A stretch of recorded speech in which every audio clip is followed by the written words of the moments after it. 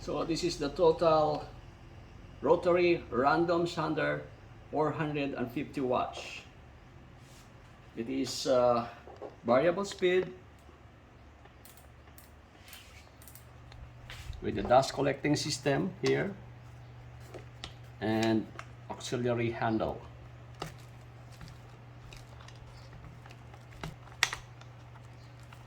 So you can adjust this one. So you have an option to hold it here while doing the job or in the auxiliary handle. Okay. So there's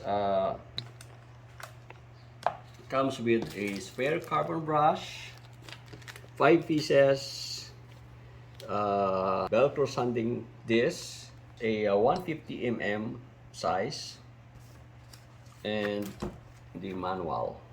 Okay. So it is of a very affordable price, just 2,580 pesos. You can have this random orbital sander from Total. So it has an adjustable handle. Just loosen it up by turning it counterclockwise. Then you can adjust the handle.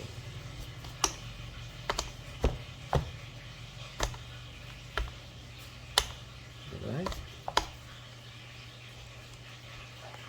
To remove the dust bag, you just twist it to the left or counterclockwise and pull.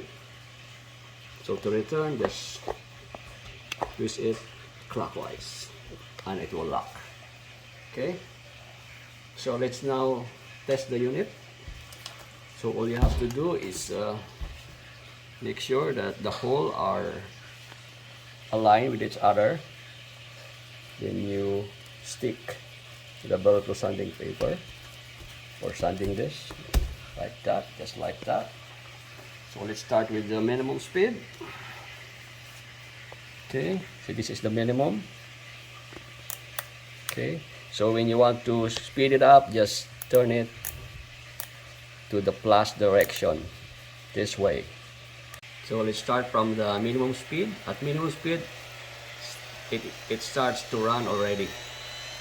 So increase speed.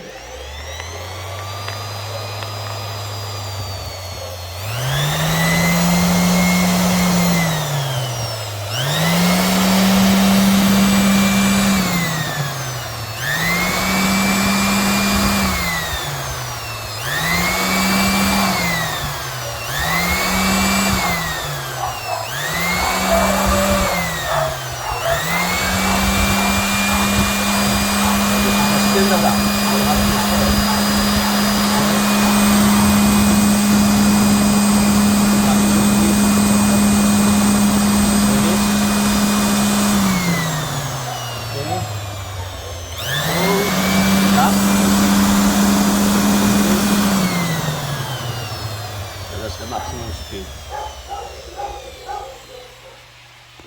Alright. So for those who use random orbital sander or rotary sander frequently, this is the tool for you. You should buy this tool.